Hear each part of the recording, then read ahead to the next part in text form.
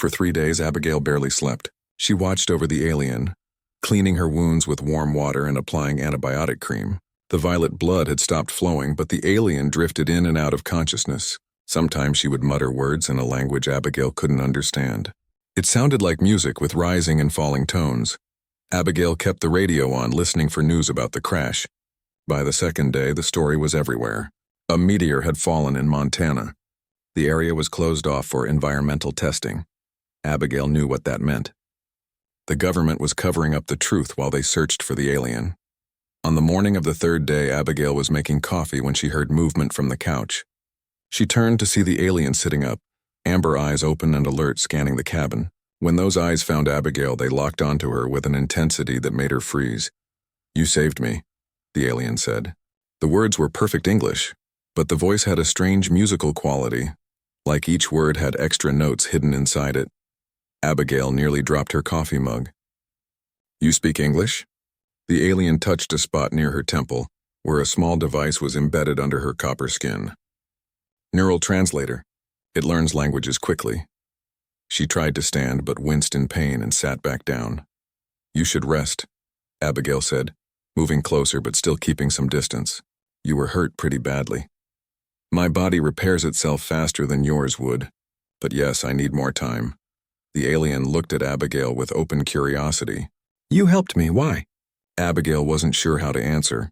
It seemed like the right thing to do. "You were injured, and I didn't think our government would treat you very well if they found you." The alien nodded. "You were correct. My name is Kira. I am third commander of the Valkyrie Defense Fleet. I'm Abigail Foster. I work at a weather research station near here." Abigail sat in a chair across from Kira. "So you're a soldier?" "A warrior, yes. My ship was on a reconnaissance mission when we were ambushed by Drakari forces. I was forced to escape in that pod while my ship self-destructed to avoid capture." Abigail tried to process this information. "There's a war? In space?" Kira's face grew serious. "The war has raged for decades across 3 star systems. The Drakari seek to dominate all worlds with compatible life forms. They assimilate useful species and destroy the rest." "And Earth? Are we in danger?" "You are now." Kira's voice was grim. "Your world was unknown to both Valkyrie and Drakari until my crash. The Drakari have tracking technology that can detect the energy signature of my escape pod. They will investigate. When they discover your species is genetically compatible with Valkyrie, they will come." Abigail felt cold fear spread through her body. "Compatible? What does that mean?" Kira studied her for a moment. "Our species share common ancestors from a very distant past. Our biology is similar in key ways. This is rare in the galaxy. The Drakari hunt such species because they fear our potential alliance." Outside, a helicopter passed overhead. Both women froze until the sound faded. "They're still searching for you," Abigail said. "They've been flying over these mountains for days." "I must contact my people," Kira said. "But it will be difficult without proper equipment. And if I send a signal, the Drakari might detect it first." Kira shifted on the couch, looking uncomfortable not just from her wounds. She seemed to be considering something important. "There is another matter we must discuss," she finally said. "When you saved my life, you created a bond that is sacred among my people. By Valkyrie law, we are now connected in a way that cannot be broken." Abigail wasn't sure what to say. "I don't understand." "In my culture, when someone preserves your life at great risk to their own, it creates a life debt. But more than that, it creates a bond. My people believe that such connections are not random.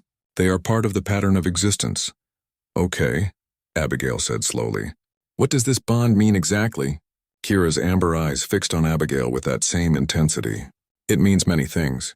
But most urgently, it means I must ensure my genetic lineage continues in case I cannot return to my people, and you as my life bond are the one I must turn to." Abigail blinked several times. "Are you saying what I think you're saying?" "I require your genetic material to create offspring that will continue our lines. A child that carries both our inheritances." Kira said this as if it were the most normal request in the world. Abigail stood up quickly. We just met. Time is irrelevant to the bond, and I do not speak of your human methods of reproduction. Valkyrie combine genetic material through technology, not physical joining. It is practical, especially in times of war when partners may be separated by vast distances." Before Abigail could respond, A sharp beeping sound came from outside. Her security sensors. She ran to the window and carefully pulled back the curtain. Her heart dropped. Black SUVs. Government agents. How did they find us? She turned to Kira. We need to leave, now. Kira stood more steadily this time. Do you have weapons? Just a hunting rifle. And there's your... whatever that is. Abigail pointed to the alien weapon she had placed in a closet.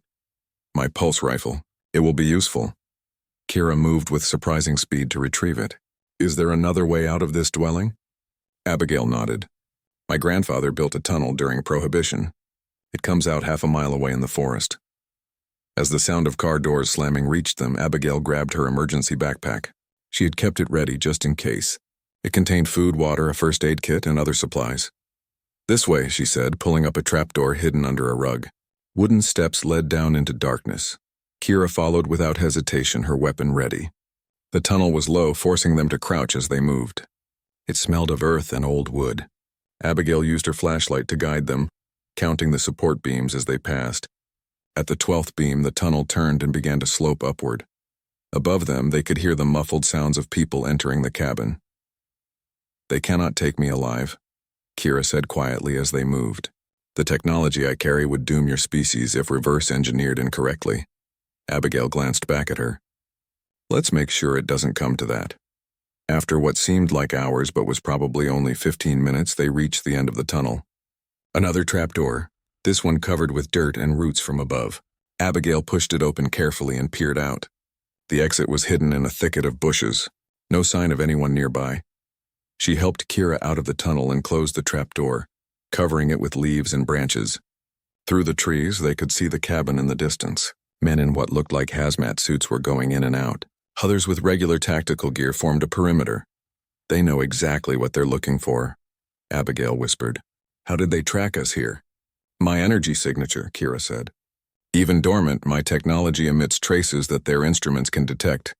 We must keep moving. Abigail nodded, trying not to think about everything she was leaving behind. Her job, her home, her whole life. All because she had decided to help this alien warrior. But as she looked at Kira's determined face, at the way she stood ready to protect them both despite her injuries, Abigail couldn't bring herself to regret her choice. There's an old hunting cabin about 10 miles north, she said. We can try to reach it before dark. Kira nodded. Lead the way, Abigail Foster. And when we are safe, we will discuss what comes next. For both of us and for your planet. As they moved deeper into the forest, keeping low and watching for drones or helicopters, Abigail wondered what she had gotten herself into. An alien warrior, an interstellar war, and apparently a discussion about having a child together. Nothing in her life had prepared her for any of this. Yet somehow, walking beside this strange copper-skinned woman with her musical voice and fierce eyes, Abigail felt more alive than she had in years. The night was quiet in the Montana mountains. Abigail Foster sat at her desk in the small research station. She was the only one working late. Everyone else had gone home hours ago. Through the large window, she could see thousands of stars shining in the clear sky. Abigail was typing notes about weather patterns when a bright flash caught her eye. She looked up just in time to see what looked like a falling star. But this was different. It was bigger and moving in a strange way. Instead of a straight line, it zigzagged across the sky. That's not normal, she whispered to herself. She grabbed her binoculars from the desk drawer and rushed outside onto the observation deck. The object was now leaving a trail of blue-orange fire as it fell. Abigail tracked it with her binoculars. It was heading for the dense forest about 5 miles from the station. When it hit, she saw trees bend away from the impact. A cloud of dirt and smoke rose above the forest. Abigail knew she should call it in. That was the rule. Any unusual aerial event had to be reported right away. Her hand hovered over her phone. But something didn't feel right. The way that object had moved, it wasn't natural, and it wasn't any aircraft she had ever seen. She made a quick decision. She would check it out herself first. She could always report it later. Abigail grabbed her emergency backpack, flashlight, and the keys to the station's Jeep. 10 minutes later, she was driving down the rough mountain road, following the direction of the crash. She drove as far as the road would take her, then parked and continued on foot. The forest was dark and quiet. Too quiet. No sounds of animals or insects, just the crunch of her boots on fallen branches. The smell of burnt wood grew stronger as she walked. Abigail switched on her flashlight, sweeping its beam between the trees. After 20 minutes of hiking, she saw broken trees ahead. They all pointed away from the center of whatever had crashed. The ground was hot under her feet. Small fires still burned in places. Abigail stepped into a clearing that hadn't existed yesterday. In the center was not a meteor as she had first thought. It was some kind of metal pod, about the size of a small car. Steam rose from its surface where rain had started to fall on the hot metal. "This isn't one of ours," she said quietly, looking at the strange symbols etched into the side. The design was like nothing she had seen before. It was sleek and seemed to be made of a metal that shifted colors slightly when she moved her flashlight beam across it. Then she heard a sound. A groan coming from inside the pod. Abigail hesitated. If someone was in there, they needed help. But if this was an aircraft from another country, she could be in serious trouble for approaching it. Still, she couldn't leave someone injured. She moved closer and saw that a section of the pod had cracked open. Pointing her flashlight inside, Abigail gasped. Lying half-conscious in the pod was what appeared to be a woman. But not like any woman Abigail had ever seen. Her skin was a coppery color that seemed to shine from within. Where eyebrows would be on a human, this being had ridges with patterns carved into them. Blood, or something like blood but violet in color, leaked from cuts on her arms and face. The being's eyes fluttered open for a moment. They were amber-colored with no whites at all. They focused briefly on Abigail before closing again. Next to the injured figure was what could only be a weapon. It was long and curved with lights blinking along its side. Abigail's mind raced. This was an alien, an actual being from another world. And based on the uniform and weapon, possibly a soldier of some kind. In the distance, Abigail heard the sound of helicopter rotors. Someone else had spotted the crash. The military would be here soon. They would take the alien away. They would study her, maybe harm her. The thought made Abigail's stomach turn. She had seconds to decide. The helicopters were getting louder. Looking at the wounded alien, Abigail made her choice. She reached into the pod and carefully began to pull the alien out. The being was heavier than she looked, but not impossible to move. Abigail noticed the alien's hand still gripped the weapon tightly even while unconscious. "I hope you're friendly," Abigail muttered as she dragged the alien out of the pod and toward the trees. "And I really hope I don't regret this." It took all her strength, but Abigail managed to carry and drag the alien through the forest back to her jeep. The helicopters were now circling over the crash site, powerful searchlights cutting through the trees. Abigail ducked low, keeping to the shadows. At the jeep, she opened the back and gently placed the alien inside. She covered her with a tarp she kept for bad weather. The alien hadn't woken up again, but her chest moved with shallow breaths. Abigail drove carefully back to the road, lights off until she was far enough away from the crash site. Her heart pounded in her chest. What she was doing could be considered treason, hiding what could be a threat to national security. But looking at the injured figure in her back seat, Abigail couldn't see a threat. She saw someone who needed help. She took a different route back, avoiding the main road where she might be seen. She had a small cabin a few miles from the research station. It was off-grid with its own power and water. No one would look for her there, at least not right away. As she drove, more helicopters flew overhead heading toward the crash. Soon there would be military vehicles too. They would find the empty pod and know someone or something had survived. They would start searching. Abigail gripped the steering wheel tighter. She had to get the alien somewhere safe before they started looking. She needed to treat those wounds. And when the alien woke up, well, Abigail would face that problem when it came. The cabin appeared ahead, dark and quiet among the trees. Abigail parked close to the door and went inside first to turn on lights and prepare a place for her unexpected guest. She cleared off the couch and laid down clean blankets. Then she went back to the jeep and somehow managed to half carry, half drag the alien inside. The being moaned softly but didn't wake. Once inside, Abigail locked the door and closed all the curtains. She looked down at the alien on her couch and let out a long breath. "What have I done?" she whispered. But deep down she knew she couldn't have done anything else. In the distance, more helicopters and now the sound of trucks on the main road. The search was expanding. Abigail knew her life had just changed forever. There was no going back now. She had chosen to rescue this alien warrior. Now she would have to deal with whatever came next. The days turned into weeks as Abigail and Kira stayed on the move. They traveled by night and hid during daylight hours. Sometimes they found abandoned buildings to shelter in. Other times they slept in the forest, taking turns keeping watch. The search for them never seemed to stop. Helicopters with searchlights would appear just when they thought they were safe. Drones buzzed through the trees. News reports talked about a dangerous foreign agent on the run. They're not going to give up, are they? Abigail said one night as they huddled in an empty summer cabin. Fall was turning to winter and the air had a sharp chill. Your government now knows they are not alone in the universe, Kira replied. They will do anything to capture me and my technology. Over these weeks together, Abigail had learned more about the alien warrior. Kira's people, the Valkyrie, were a proud race with a culture built around honor and duty. They had been space travelers for thousands of years. Their war with the Drakari had started when the Drakari attacked a Valkyrie colony without warning, killing thousands. Why would they do that? Abigail had asked. Fear, Kira answered. The Drakari believed they must control or destroy any species that might one day challenge them. And they especially fear species that can form alliances through genetic compatibility. Kira had also told Abigail more about this genetic compatibility between humans and Valkyrie. Their DNA structures were similar enough that they could be combined to create offspring. The Valkyrie had perfected a technology that allowed them to take genetic samples from two parents and grow a child in a special chamber. The child would have traits from both parents but needed no pregnancy. It is practical for a warrior society, Kira explained. Partners may be separated by war or duty for years. This way our lines continue. Abigail still found the whole idea strange, but less shocking than when Kira first mentioned it. After weeks of running together, facing danger together, she had developed a deep respect for the alien warrior. Maybe even something more.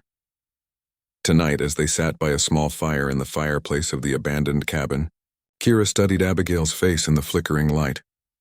Your genetic material would create exceptional offspring, she said, her musical voice soft.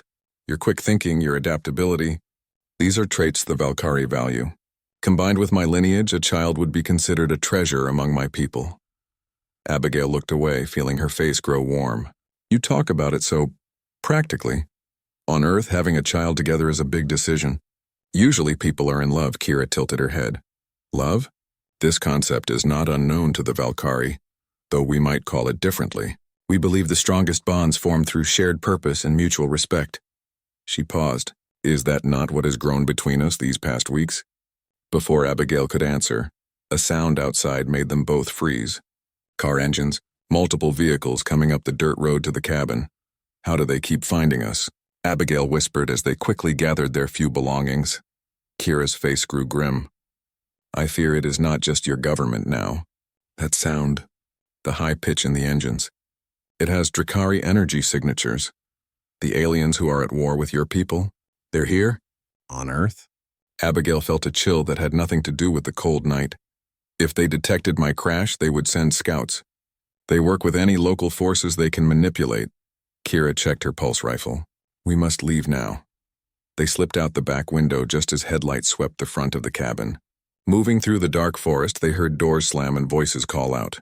Some sounded human. Others made a chittering sound that raised the hair on Abigail's neck. Drakari foot soldiers, Kira whispered. Cybernetically enhanced for hunting. They can track body heat. Great, Abigail muttered. Is there any way to hide from them? Water disrupts their sensors. We need to find a river or lake. They pushed deeper into the forest, moving as quickly and quietly as possible. Behind them, strange lights began to filter through the trees. The search had begun. After an hour of tense hiking, they heard the welcome sound of rushing water. A river cut through the forest ahead of them, black and fast-moving in the moonlight. We need to follow it downstream, Kira said. Walking in the water will hide our trail. The water was numbingly cold, but Abigail didn't complain. They waded along the edge of the river, keeping close to the bank where the current was less strong. Every few minutes, Kira would stop and listen. Her head tilted in that way Abigail had come to recognize. She could hear things humans couldn't. They are still following, Kira said after one such pause, but the water is confusing their trackers. We have some time. By dawn, they had put several miles between themselves and their pursuers. They found a small cave formed by fallen rocks near the river and crawled inside to rest. Abigail was shivering uncontrollably now. Her clothes were soaked and the cave was cold. Without a word, Kira moved closer and wrapped her arms around her. The alien's body gave off more heat than a human's, and gradually Abigail's shivering subsided. Your body temperature was dropping to dangerous levels, Kira explained. Thank you, Abigail said, aware of how close they were. She could smell Kira's strange, spicy scent, could feel the alien's heart beating, faster than a human heart, like a bird's. I'm sorry I got you into this mess. Kira looked surprised. You saved my life. There is no mess that could outweigh that debt. Is that the only reason you stay with me? Because of this life debt? Kira was quiet for a moment. At first, perhaps. It is what our laws demand. But now, her amber eyes met Abigail's. Now I stay because I choose to. Because together we are stronger than apart.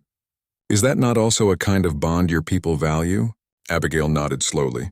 Yes, we call that friendship. Or sometimes, more than friendship.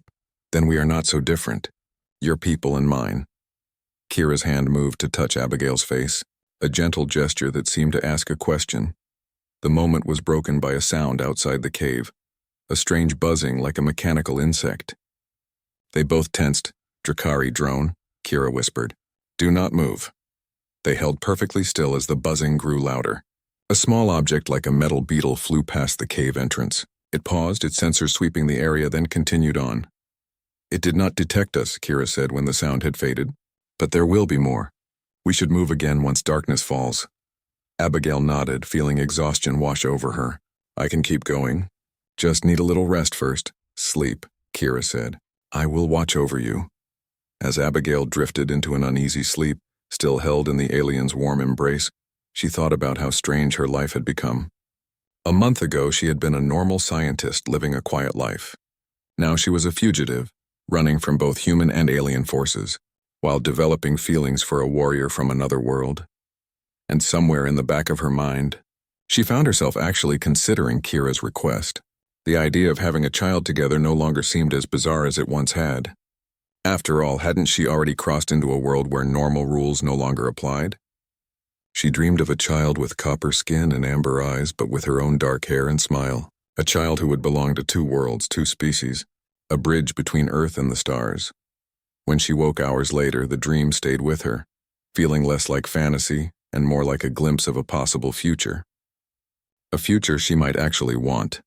Kira was at the cave entrance watching the forest. The alien warrior turned as Abigail stirred. The area seems clear for now, she said, but we should move soon. I have been thinking about our next steps. We need to find a way for me to contact my people. Your planet must be warned about the Drakari threat. Abigail sat up, pushing her tangled hair from her face. How do we do that? Any transmission powerful enough to reach your fleet would be detected by the people hunting us. There is a way. Kira came to sit beside her. Your planet has satellite communication arrays. With the right modifications, I could use one to send a narrow beam transmission that would be harder to detect. But we would need access to such technology. Abigail thought for a moment. There's a private satellite communications company on the coast about 100 miles from here. They have a facility that's mostly automated, not many staff. I read about it in a science journal. Could we reach this place? It won't be easy. We'd need transportation, and we'd have to avoid cities and main roads. Abigail chewed her lip, thinking. But it might be our best chance, Kira nodded. Then that is our destination. She held Abigail's gaze. Before we go, I must ask again. Have you considered my request? To preserve our genetic lines together? Abigail took a deep breath. I've been thinking about it. It's still a huge decision, but I'm not saying no. I just need more time. A rare smile appeared on Kira's face, transforming her serious features. Time is something I hope we will have once my people arrive to help us. For now, let us focus on survival. As they prepared to leave their temporary shelter, Abigail realized something had changed between them. The alien no longer felt like a strange being from another world. Kira had become someone she trusted, someone she cared about, someone she might even love, as impossible as that seemed. And perhaps that was the strangest part of this whole adventure. Not the alien invasion, not the government conspiracy, but the fact that Abigail Foster might be falling in love with a copper-skinned warrior from the stars. The journey to the coastal satellite facility took them nearly 2 weeks. They traveled mostly at night, avoiding roads and people. They stole an old truck from an abandoned farm which broke down after 3 days. They walked, they hid. They foraged for food when their supplies ran low. Through it all, Kira grew stronger as her wounds fully healed. Abigail learned more about surviving in the wilderness than she ever thought she would need to know. Along the way, they talked. About Earth. About Kira's homeworld. A place with 2 moons and vast oceans of deep purple. About the differences and surprising similarities between their cultures. "Your world has such diversity," Kira said one night as they camped in a forest. "So many languages, beliefs, ways of living. The Valkyrie are more unified, but we value individual thought. What else do the Valkyrie value?" Abigail asked, curious about the culture that had shaped the warrior beside her. Honor, truth, knowledge, the courage to protect those who cannot protect themselves. Kira's amber eyes reflected the small fire they had risked building. "We believe in merit above all. Each Valkyrie must earn their place regardless of their lineage. Even our leaders must prove themselves worthy." "That doesn't sound so different from our better ideals," Abigail said. "Even if we don't always live up to them." Kira nodded. "All sentient beings struggle between what they wish to be and what they are. The Valkyrie are no exception." "Tell me more about your bonding traditions," Abigail said, trying to sound casual. "This life debt thing, is it always about having children?" "Not always. The life bond can take many forms. It is about connection, about recognizing that your paths are joined by something greater than chance." Kira looked at Abigail with intensity. "But in times of war, preservation of genetic lines becomes more urgent. Our scientists discovered long ago that diversity strengthens us. When we found other compatible species, we saw it as an opportunity to evolve, to become more adaptable. And the children from these unions, how are they treated?" "With great respect," Kira said firmly. "They are seen as bridges between worlds carrying the strengths of both parent species. Many become diplomats, scientists, explorers. Some, like my mother's mother, become great warriors." Abigail looked up in surprise. "Your grandmother wasn't fully Valkyrie?" Kira shook her head. "She was half Valkyrie, half Lyrian, another compatible species we allied with centuries ago. It gave her unique abilities, different ways of seeing tactical problems. She rose to become first commander of the fleet." They fell silent, each lost in their own thoughts as the fire burned low. Finally, Kira spoke again, her voice softer than usual. "The bond I offer you is considered sacred among my people. To share genetic material is to offer immortality together, a joining that creates something new and eternal. It is not done lightly or without deep respect." Abigail felt her heart beat faster at these words, at the way Kira was looking at her. "It sounds beautiful when you describe it that way." "It is beautiful," Kira said simply. "As are you, Abigail Foster. Your courage, your kindness, your quick mind. These are traits any Valkyrie would value in a life bond." Before Abigail could respond, a distant sound caught their attention. The thrum of helicopter rotors, still far off but approaching. "We should move," Kira said, immediately alert. The moment of vulnerability was gone, replaced by the warriors' focus.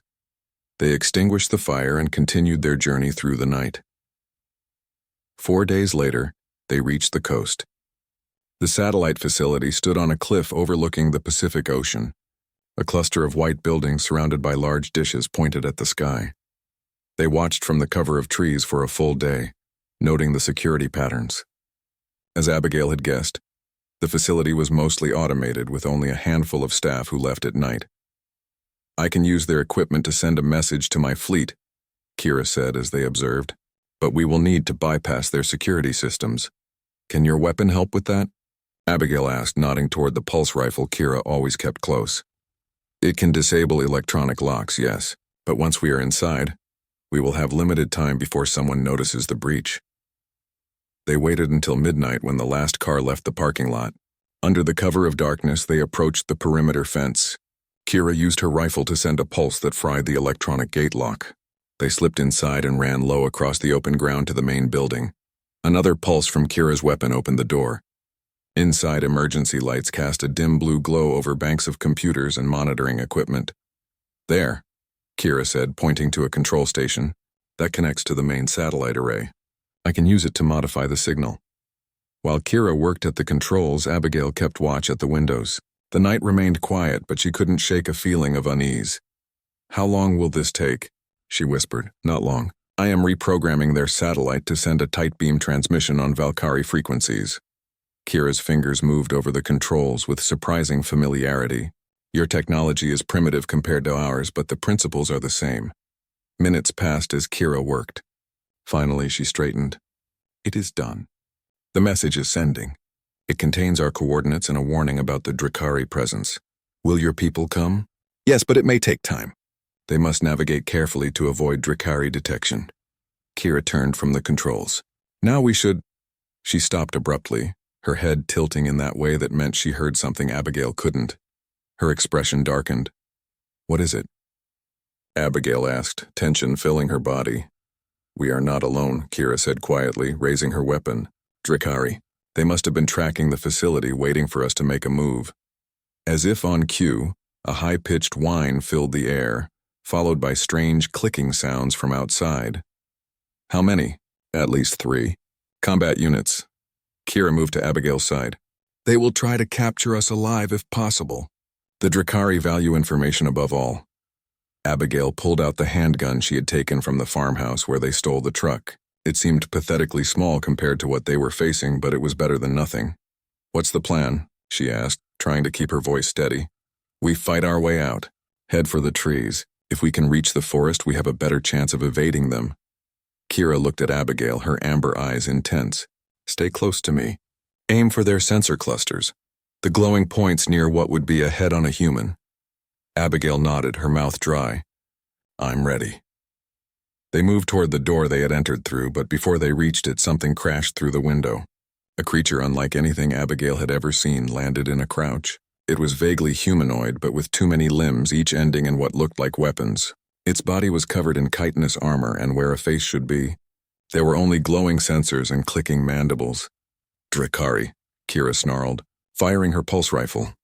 The energy blast hit the creature in what seemed to be its chest, sending it stumbling back. But it recovered quickly, raising one limb that began to glow with energy. Down, Kira shouted, pulling Abigail behind a desk just as the Drakari fired. The blast hit the wall behind them, leaving a smoking hole. Abigail peered around the desk and fired her gun at the creature's glowing sensors. 2 shots missed, but the third hit, causing the Drakari to emit a high-pitched shriek. Good shot, Kira said, squeezing Abigail's shoulder before rising to fire again. This time her blast caught the creature in what seemed to be a joint, severing one of its weapon limbs. The Drakari shrieked again but kept advancing. More coming, Kira warned as clicking sounds approached from outside. They moved from desk to desk using the furniture as cover. Kira fired continuously, keeping the first Drakari at bay while Abigail watched their backs.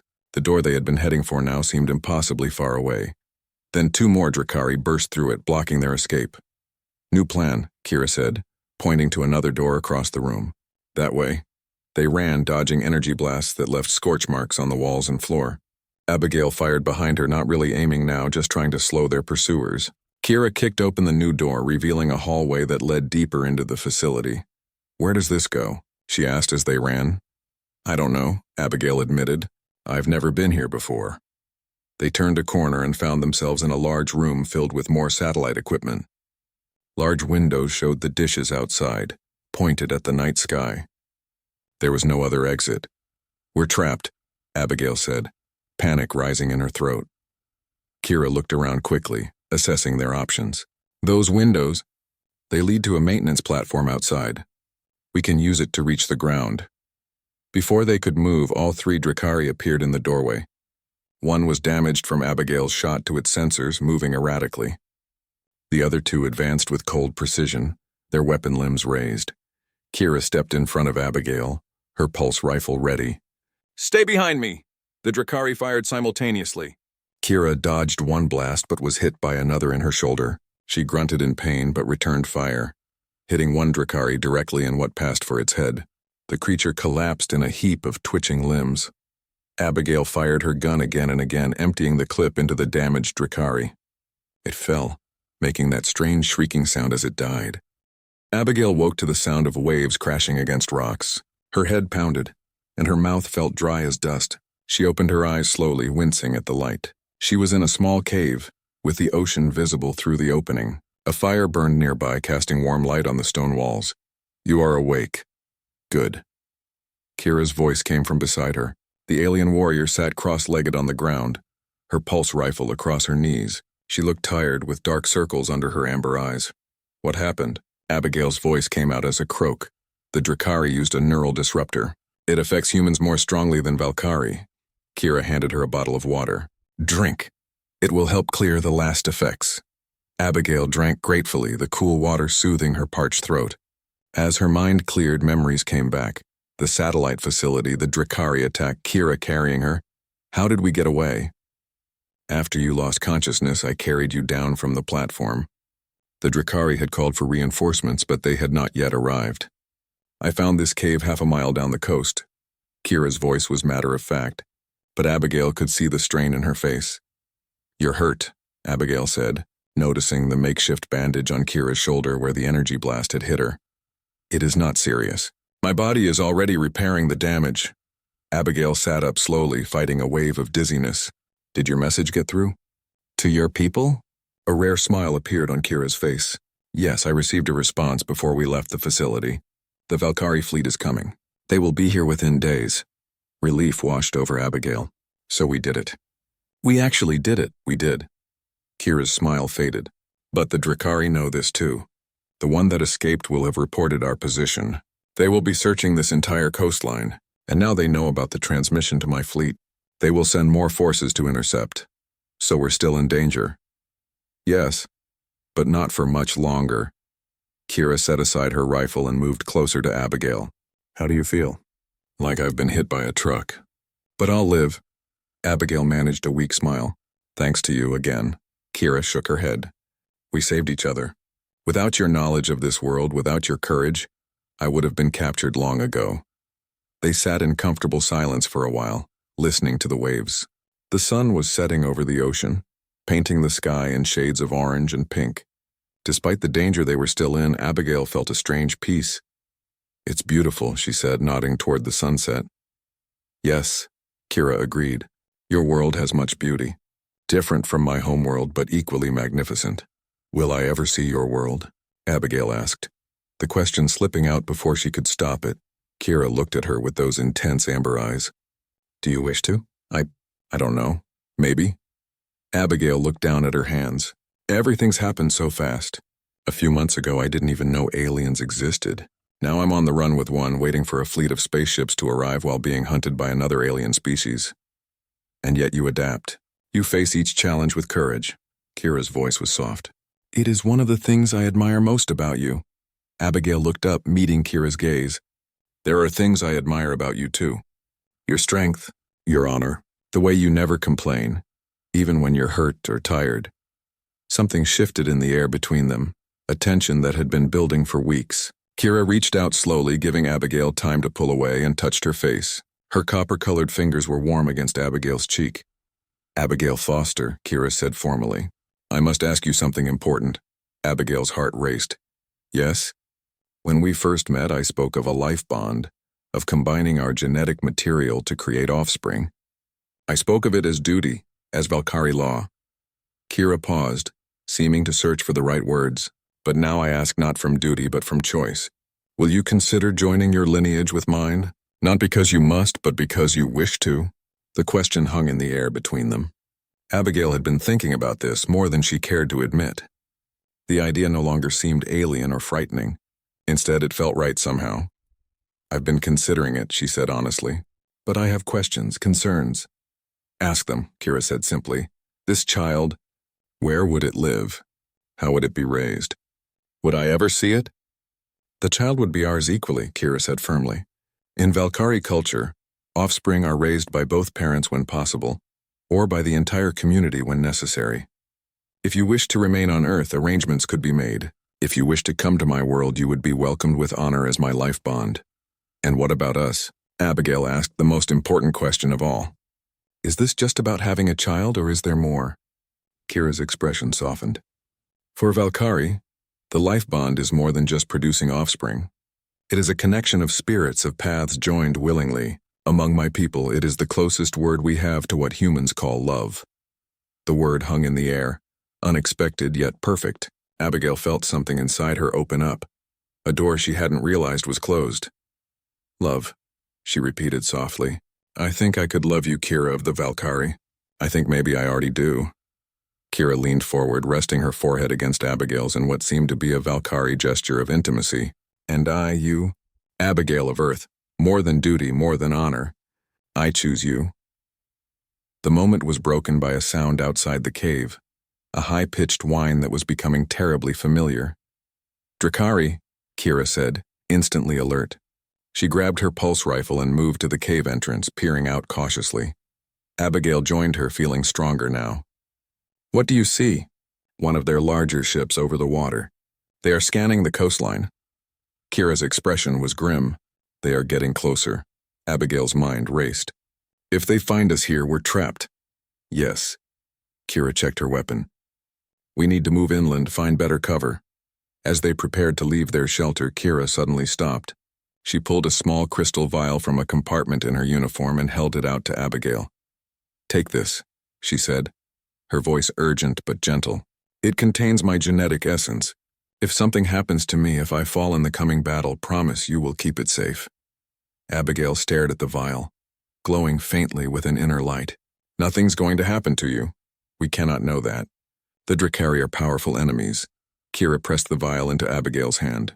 Promise me. Abigail closed her fingers around the vial, feeling its warmth. I promise. But you have to promise something too. Promise you'll stay alive. Promise we'll face whatever comes next together. A smile touched Kira's lips. I will do my best to keep that promise.